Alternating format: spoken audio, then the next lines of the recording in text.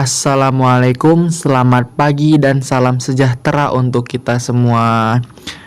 Di sini kami dari kelompok 6 yang beranggotakan saya sendiri, yaitu Awan Anggara. Kemudian ada teman saya yang bernama Doni Pratama dan Muhammad Ridho.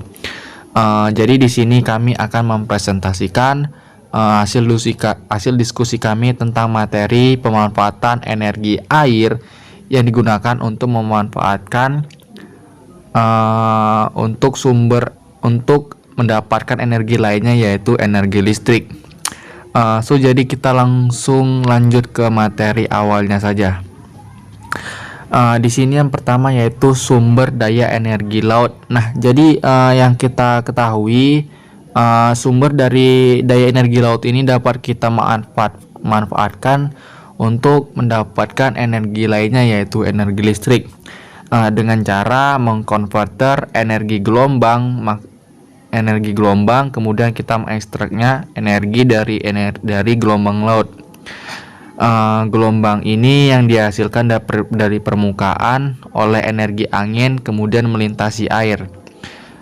Karena angin global disebabkan oleh perbedaan suhu dan tekanan di atmosfer yang kemudian dihasilkan dari pemanasan matahari. Setelah itu, energi gelombang pada dasarnya adalah bentuk energi matahari yang lain. Dalam hal ini bisa disebut dengan tersier. Energi yang dibawa oleh gelombang tergantung pada kecepatan angin dan jarak yang ditempuh gelombang dalam angin. Semakin cepat angin dan semakin lama gelombang berjalan dengan angin di belakangnya, maka semakin besar energi yang diserap air. Gelombang yang paling energik ditemukan di lautan besar di dunia, di mana angin dapat bertiup tanpa gangguan selama ribuan kilometer. Nah, setelah terbentuk, energi terus bergerak dengan sedikit kehilangan energi di lautan dalam sampai mencapai daratan.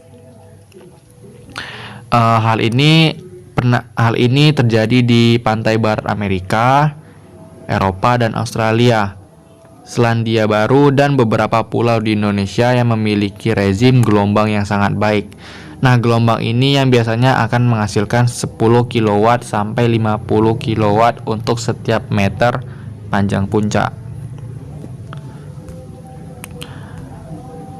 Kemudian total potensi energi gelombang global yang diperkirakan dapat mencapai 1-10 terawatt-hours. Kondisi energi gelombang terbaik ditemukan di antara garis lintang 40 dan 60 derajat utara dan selatan di Khatulistiwa, di mana rezimnya paling kuat. Nah, di sini energi gelombang biasanya lebih dari 30 kW per meter dan dapat mencapai 100 kW per meter. Wilayah 30 derajat di kedua sisi Khatulistiwa menyebabkan rezim gelombang dengan kandungan energi yang lebih rendah, tetapi sumber daya di bagian dunia ini bisa jauh lebih stabil daripada yang lebih jauh ke utara atau selatan. Penilaian Uni Eropa atau UE terhadap sumber daya energi gelombang regionalnya memperkirakan bahwa kapasitasnya dapat mencapai 320 GW tersedia. Di sini kita akan mengkonversi energi panas laut. Nah, OTEC bergantung pada prinsip yang digunakan dalam sebagian besar bentuk pembangkit listrik yang merupakan sumber panas dan sumber dingin dapat digunakan untuk menggerakkan mesin. Dalam kasus OTEC, sumber panasnya adalah permukaan laut tropis atau subtropis, sedangkan sumber dinginnya adalah lautan dalam. Arus terutama saat pasang surut dipengaruhi oleh bentuk garis pantai dan kontur dasar laut. Arus kuat sering ditemukan di antara pulau dan daratan dan di pintu masuk di dalam danau. Banyak situs arus laut yang bagus tersedia di dekat daratan ini. Nah, ini dapat dimanfaatkan dengan relatif mudah untuk menyediakan energi. Total daya yang terkandung dalam arus laut antara 2 terawatt dan 5 terawatt, tetapi hanya sebagian kecil yang dapat diakses. Diperkirakan UE menunjukkan bahwa perairan pesisir di sekitar negara-negara UE dapat menyediakan 34 sampai 46 terawatt per hours ataupun per tahun listrik dari lokasi dekat pantai, dan 120 sampai 190 terawatt hours per tahun dari lokasi lepas pantai. Kapasitas pembangkit global adalah sekitar 2000 terawatt hours. Nah, jadi seperti yang ditunjukkan pada gambar ini, ya terdapat gambaran laut di mana di sini terdapat kedalaman 1000 meter. Yang untuk bagian atas lautnya itu terdapat 25 sampai 35 derajat Celcius ya. Jadi itu cukup lumayan panas yang dimanfaatkan untuk menggerakkan turbin yang melalui evaparator dan kondenser ini. Jadi panas air laut ini digunakan untuk menggerakkan turbin. Nah, setelah itu konversi energi panas laut, siklus terbuka dan tertutup. Penempatan pabrik OTEK baik di darat maupun di lepas pantai merupakan salah satu keputusan kunci untuk setiap proyek yang diusulkan. Keputusan kunci lainnya adalah jenis siklus yang akan digunakan. Ada 2 pilihan prinsip ya. Yang pertama itu pabrik siklus terbuka atau pabrik siklus tertutup. Nah, hibrida dari keduanya juga telah diusulkan. Pabrik OTEK ini siklus tertutup menggunakan fluida termodinamika ya, seperti anomia atau zat pendingin seperti freon. Ini terkandung dalam sistem yang benar-benar tertutup, termasuk turbin pembangkit. Jadi air laut permukaan yang panas digunakan untuk menguapkan fluida, dan uapnya kemudian dimanfaatkan untuk menggerakkan turbin. Nah, jadi seperti ini yang tadi ya. Jadi dari panas air laut ini kita manfaatkan untuk mendapatkan uap panasnya yang kemudian akan menggerakkan turbin ini. Nah, ini dia. Uap dari knalpot turbin dikondensasi menggunakan air laut dalam yang dingin dan dikembalikan ke awal siklus di mana ia mendapatkan panasnya kembali.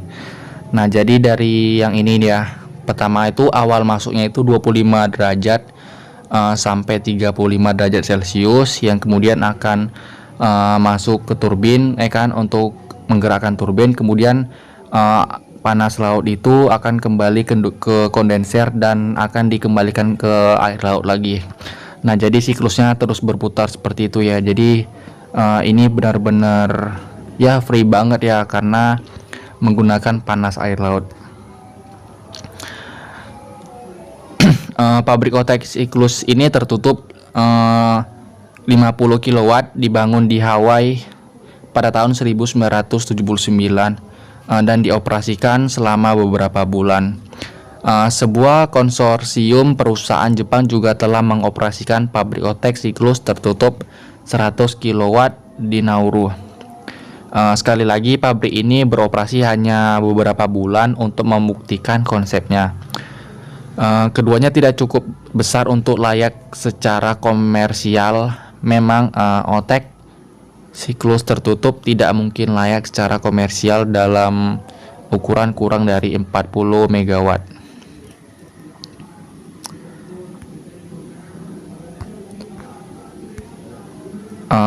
Dalam sistem OTEK siklus terbuka air laut itu sendiri digunakan untuk menyediakan cairan termodinamika. Air laut yang hangat berkembang pesat di ruang yang sebagian dievakuasi, di mana sebagian darinya berkilat menjadi uap. Uap ini yang kemudian akan digunakan untuk menggerakkan turbin. Dari knalpot turbin, uap dikondensasi menggunakan air laut dingin. Uap yang dihasilkan oleh flashing air laut hangat berada pada tekanan yang relatif rendah sehingga membutuhkan turbin yang sangat besar untuk beroperasi secara efektif. Keterbatasan praktis berarti bahwa turbin siklus terbuka terbesar yang dapat dibangun saat ini adalah sekitar 2,5 megawatt. Jauh lebih kecil daripada sistem siklus tertutup. Salah satu keuntungan utama dari sistem siklus terbuka adalah bahwa air yang dikonsentrasikan dari knalpot turbin adalah air tawar, bukan air asin, sehingga pembangkit juga dapat berfungsi sebagai sumber air minum dan juga listrik. Pabrik Contohan OTEC siklus terbuka 210 kW dioperasikan di Hawaii antara 1993 dan sampai 1998. Jadi dari gambar ini dapat kita simpulkan ya, dia pada manfaatan energi panas laut, yaitu ini, dimana untuk bagian permukaan air yang di atas itu memiliki suhu di antara 25 sampai 35 derajat Celcius, yang kemudian akan dimanfaatkan masuk ke dalam evaporator ya. Setelah itu akan menggerakkan turbin.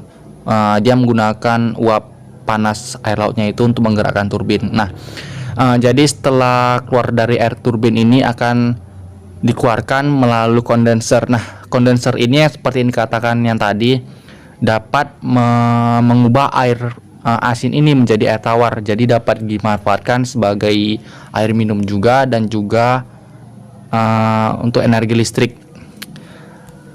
Jadi sekian aja untuk yang dapat saya presentasikan. Untuk materi selanjutnya akan dibawakan kepada teman saya yang bernama Muhammad Ridho.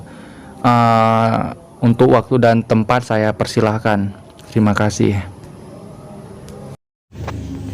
Gelombang energi. Semua lautan mengandung energi berupa gelombang permukaan yang dapat dimanfaatkan oleh perangkat konversi energi gelombang. Tidak semua laut menyediakan sumber daya yang dapat dieksploitasi secara ekonomi. Rezim gelombang yang baik biasanya akan menjadi pertimbangan pertama. Rezim seperti itu ditemukan terutama di pantai barat yang menghadap lautan besar dunia. Eksploitasi energi gelombang terbatas pada lokasi pantai dan dekat pantai, sehingga kesempatan untuk penyebaran terbatas. Meskipun begitu, tidak menutup kemungkinan untuk energi gelombang dapat memasok hingga 10% kebutuhan listrik dunia. Perkembangan teknologi konversi energi gelombang modern dimulai setelah harga minyak naik pada tahun 1970-an. Banyak pekerja dilakukan di Inggris, tetapi pendanaan nasional ditarik pada tahun 1989. Pekerjaan dilanjutkan di negara-negara lain di Eropa dan di Amerika Serikat dan di Jepang. Kekhawatiran lingkungan tahun 1990-an menambahkan dorongan lebih lanjut ke industri energi gelombang, dan Inggris kembali mendanai pada tahun 1999. Pada awal abad ke-21, berbagai macam perangkat pembangkit gelombang yang berbeda sedang dikembangkan. Tidak seperti hampir semua teknologi pembangkit listrik lainnya, konversi energi gelombang memerlukan perangkat konversi energi yang benar-benar unik. Perangkat ini harus mengubah gerak gelombang di permukaan laut menjadi listrik. Insinyur yang telah mengatasi masalah tersebut telah menemukan berbagai solusi baru. Ini dapat dikategorikan dalam beberapa cara, tetapi mungkin yang paling sederhana adalah membagi menjadi dua kelompok. Yang pertama terdiri dari perangkat dekat pantai yang dipasang di pantai dan di bawah, dan yang kedua terdiri dari perangkat lepas pantai.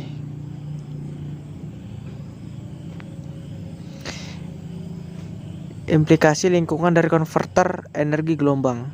Konverter energi gelombang menghilangkan energi dari gelombang. Ini berarti bahwa perangkat yang dipasang di dasar pantai dan perangkat apung lepas pantai akan menenangkan laut. Ini akan sangat bermanfaat karena akan melindungi pantai dari gelombang.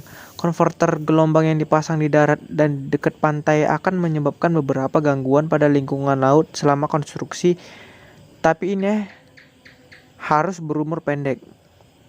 Setelah di tempat mereka harus memiliki dampak yang kecil. Mungkin ada dampak visual dan konverter kolam air yang berisolasi dapat menghasilkan kebisingan dari turbin udaranya. Perangkat lepas pantai terapung harus tidak selalu mengganggu karena biasanya akan dibangun di darat dan kemudian ditarik ke lokasi penempatannya. Namun perangkat terapung cenderung membahayakan pengiriman dan lokasi perlu dipilih yang menyebabkan gangguan minimal. Mungkin masuk akal untuk menyebar perangkat tersebut di lokasi angin lepas pantai. Keduanya harus berada jauh dari jalur pelayaran dan diberikan marka yang baik untuk mencegah bahaya tubrukan. Perangkat apung bisa menjadi bahaya serius jika tambatannya terlepas. Jadi pemantauan yang sangat ketat sangat penting. Biaya konversi energi gelombang. Konversi energi gelombang masih dalam tahap pengembangan. Dalam tahap pengembangan awal dan tidak mungkin mendapatkan gambaran biaya yang realistis. Namun perkiraan Inggris telah menyarankan bahwa tenaga gelombang mungkin dapat menghasilkan listrik untuk antara 0,06 pound sterling per kWh dan 0,12 pound sterling per kWh. Hal ini dapat membuat tenaga gelombang lebih ekonomis bagi masyarakat pesisir dan pulau terpencil yang sangat mengandalkan pembangkit listrik tenaga diesel. Biaya modal berkisar dari 800 pound sterling per kW ke 40.000 pound sterling per kilowatt. Kemungkinan yang pertama harus dianggap optimis pada tahap ini, sedangkan yang terakhir mengacu pada teknologi dalam tahap awal pengembangan. Pembangkit listrik gelombang komersial tidak mungkin digunakan sebelum 2010. Pertimbangan lingkungan arus laut. Lebih penting lagi adalah kenyataan bahwa konverter energi arus laut akan menghilangkan energi dari arus laut, membuatnya lebih lemah. Ini bisa memiliki efek yang signifikan pada ekologi laut hilir. Pembangkit arus pasang surut utama seperti susunan turbin, gaya pakar pasang surut mungkin akan memiliki efek yang serupa dengan rentetan pasang surut yang besar. Efek dari unit yang lebih kecil akan lebih sedikit, tetapi studi dampak lingkungan tentu diperlukan untuk menetapkan kemungkinan luasnya. Baling-baling turbin bawah air yang bergerak dapat melukai atau membunuh mamalia laut dan ikan. Studi lebih lanjut diperlukan untuk menentukan seberapa bahayanya hal ini. Tindakan serupa dibutuhkan dengan perbaikan listrik tenaga air konvensional. Mungkin diperlukan untuk minimalkan bahaya ini. Dampak utama lain dari instalasi arus laut adalah pada pelayaran dan perikanan. Struktur bawah air yang besar akan membahayakan pelayaran, sehingga jalur pelayaran utama harus dihindari. Situs lain dapat mengganggu perikanan lokal, dan ini juga harus dipertimbangkan. Terima kasih, sekian presentasi dari kelompok 6. Wassalamualaikum warahmatullahi wabarakatuh. Selamat pagi.